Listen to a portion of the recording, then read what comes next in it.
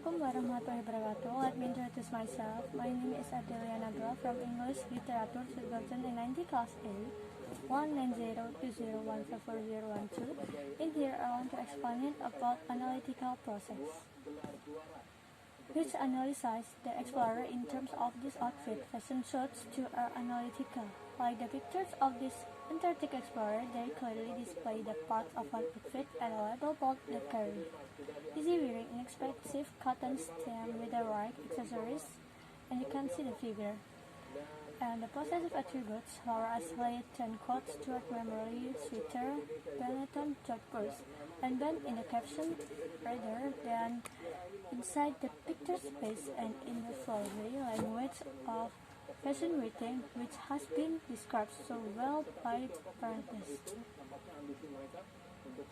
Different as the may seem at first sight, maps have the same structures. There is a carrier, for instance, Australia, and there are possessive attributes. For instance, the states of Australia, and both are labeled either inside the picture space or in a legend or caption. Maps may provide quite distinct analysis of what seems to be the same carrier. Some maps focus on geographical features such as weather, race, attitude, and anything else, while others concentrate on social and political boundaries.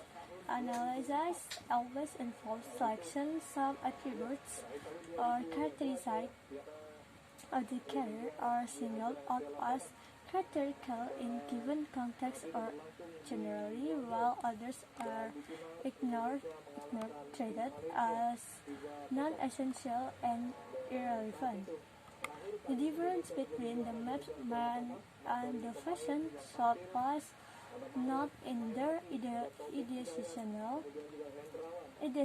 but in their interpersonal structures. For instance, in their modality, many analytical visuals have low modality from the naturalistic point of view.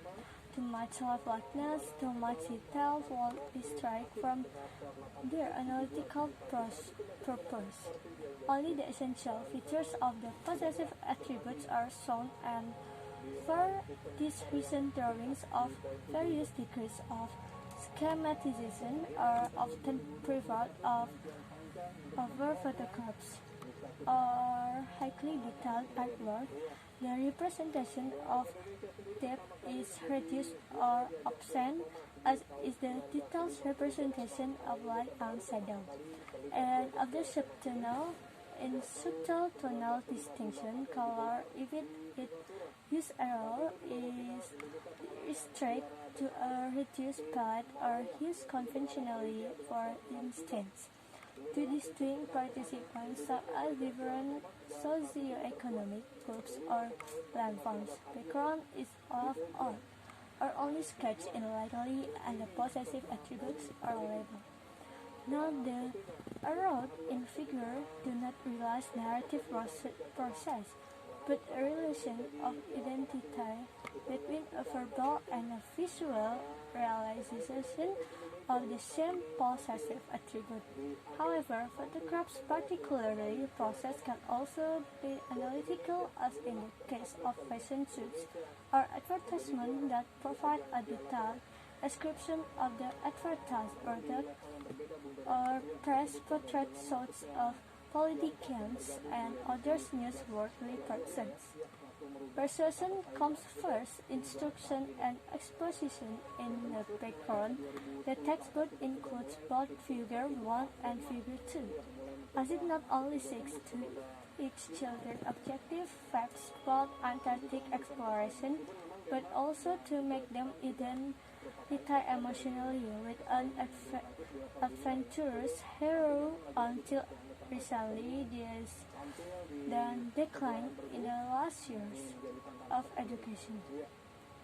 Advanced textbooks refer to their readers as no longer in need of pictures, having been removed from everyday naturalism, and having acquired the abstract and impersonal attitude that characterized higher learning and the higher appreciation of the arts in a Western culture.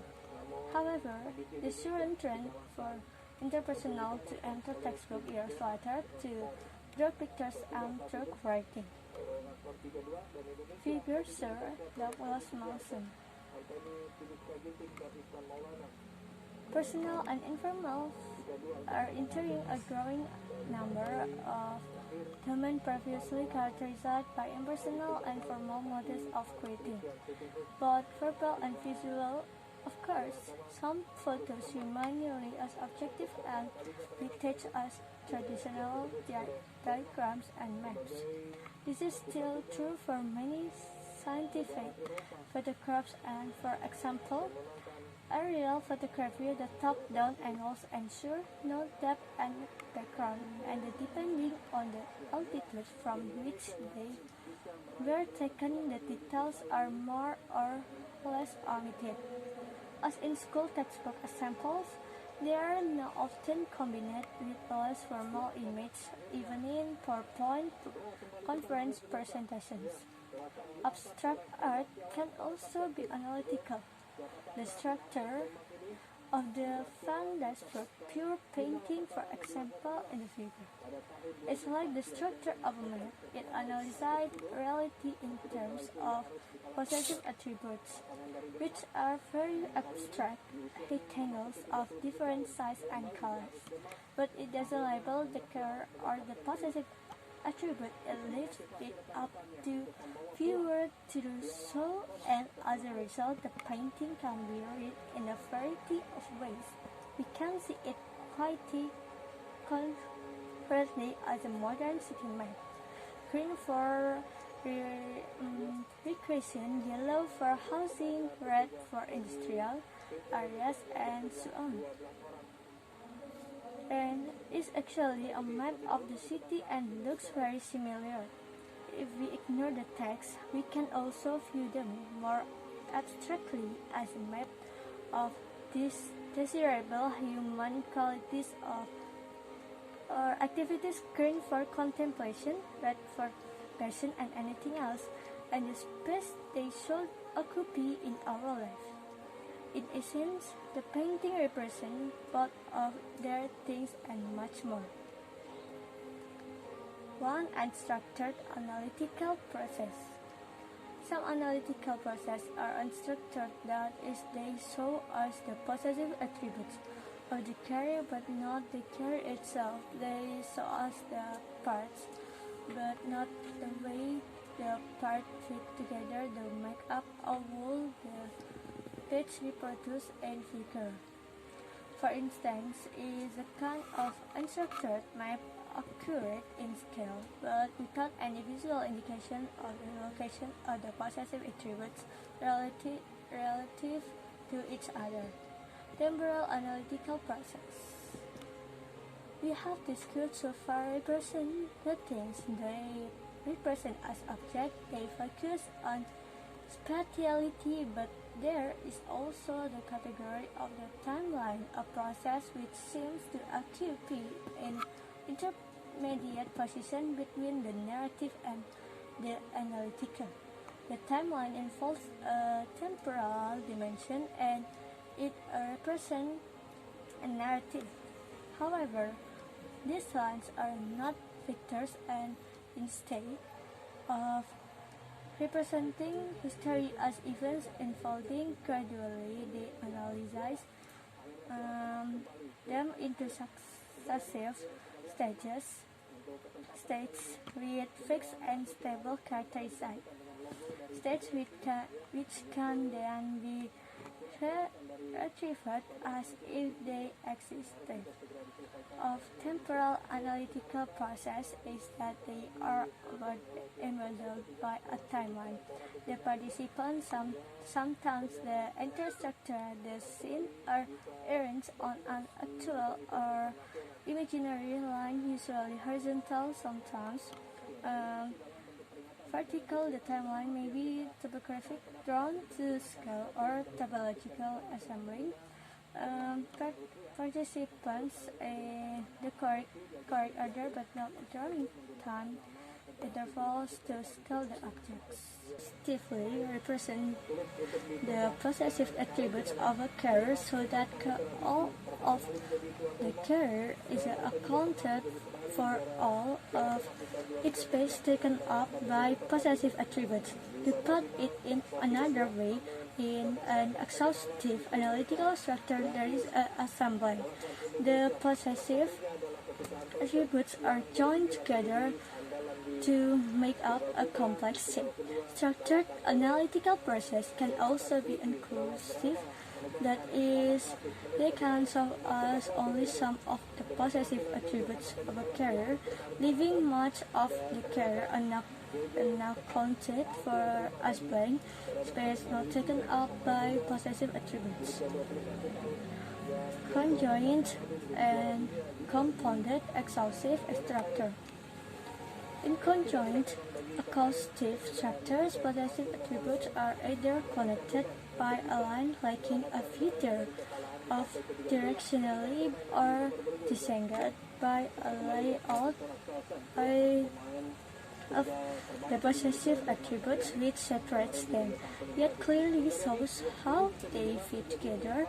The latter is the case, for instance, of the P chart in figure, and you can see the figure where the disengagement of the possessive attributes acquires symbolic values, showing literally and figuratively derives the definition. The former is the case in the communication model on the top of. Again, you can see the figure, and where the participants are connected by lines. Such connecting lines may be purely abstractly connectors. Yeah, is a like that, and such connecting lines may be purely abstract connectors. Topographical and topological process. The types of structure analytical process we have discussed so far may be topographical,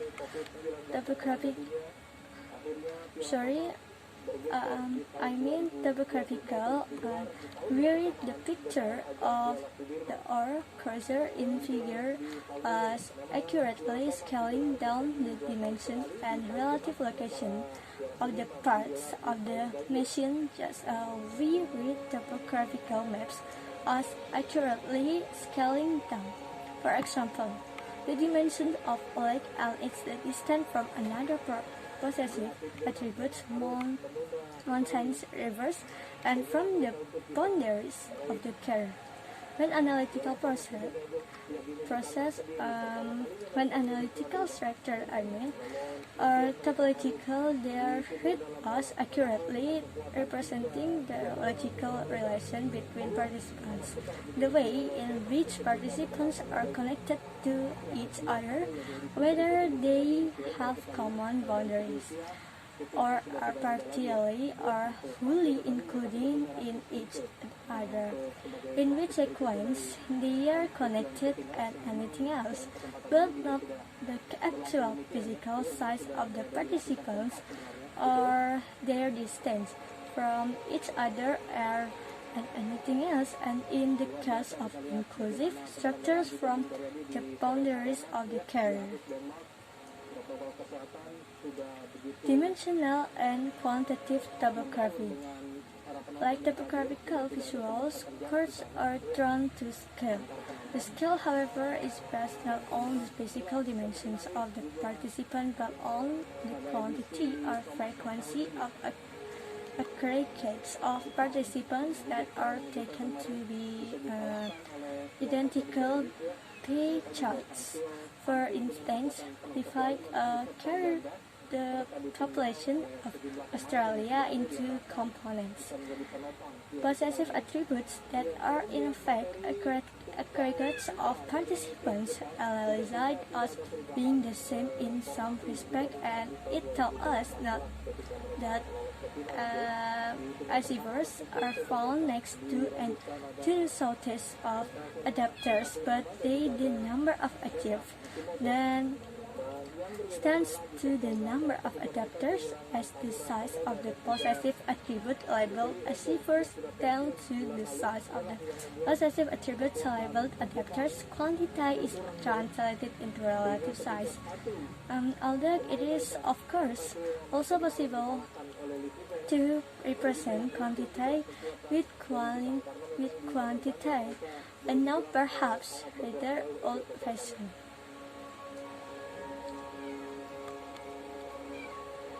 Two-dimensional charts create a conjunction between a set of sub-equative compounded quantitatively abstract and topographical analytical structures and a timeline for the sake of comparative analysis along an ordered time scale. In the case of line curves, this can result in the quasi-factorial, quasi-narrative structure typified by temperature charts, perfect charts, company growth charts, and anything else.